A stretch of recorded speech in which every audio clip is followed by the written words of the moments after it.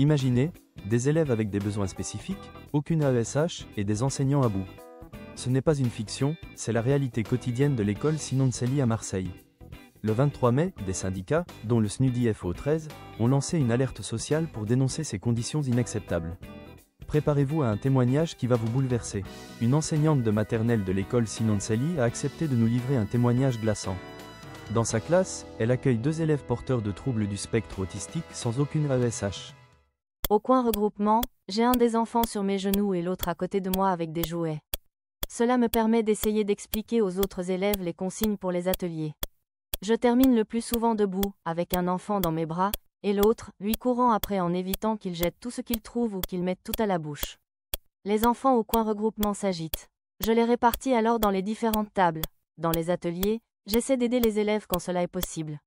J'ai donné à mon ATSEM l'objectif et la consigne afin qu'elle puisse s'occuper correctement de son groupe. La plupart du temps, dès que j'essaie de m'asseoir à une table, je dois vite me lever pour intervenir, calmer ou sécuriser ces 2 enfants. L'un se déshabille, enlève sa couche et jette toutes ses affaires sur le groupe d'élèves pour attirer mon attention. Je me lève alors pour le rhabiller. L'autre enfant ne veut pas que je m'occupe de lui.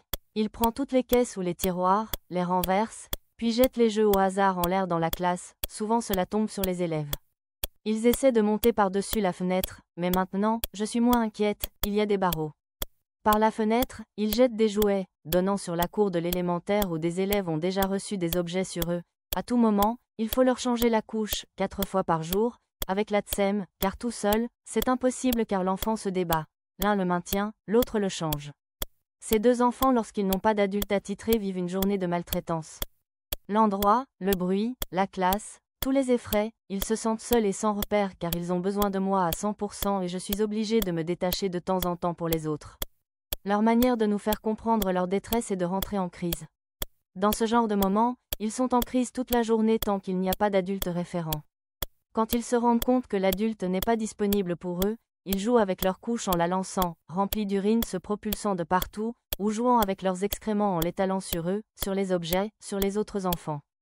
Les conséquences sont dramatiques. Malgré de multiples alertes, fiches SST et DGI, l'administration reste sourde. Les constats sont accablants. Pénurie et non-remplacement d'AESH, des milliers d'heures notifiées non fournies. Remplacement des enseignants absents en pointillés, alourdissant les classes. Manque cruel de moyens pluriprofessionnels pour les élèves à besoins particuliers. Absence de réponse à des dizaines d'incidents signalés. Les conséquences sont désastreuses.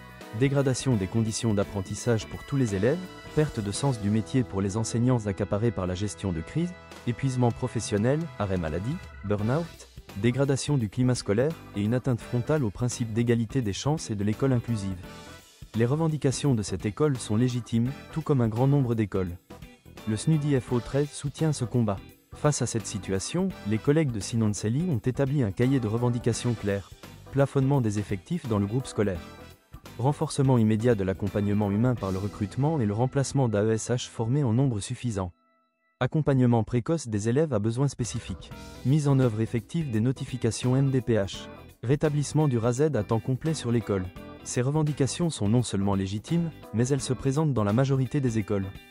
Pourtant, après l'audience avec le DAZEN, l'administration n'apporte aucune réponse concrète. L'équipe de Sinoncelli, soutenue par les parents, via la FCPE, et les médias, suite à une journée d'école morte, reste mobilisée et prévoit de réactiver son préavis de grève à la rentrée. Votre rôle est essentiel. Rejoignez le SNUDI FO13. Face aux attaques contre notre école, nos droits et notre statut, et face à ce budget d'austérité qui nous est imposé, inspirons-nous de Sinoncelli, établissons partout nos cahiers de revendications. Le SNUDI FO13 sera à vos côtés pour vous accompagner dans vos démarches. C'est le moment de nous regrouper, pour s'informer, se défendre, s'organiser. Plus nous serons nombreux, plus nous aurons de force. Abonnez-vous à la chaîne pour rester informés, et surtout, syndiquez-vous au SNUDI FO13.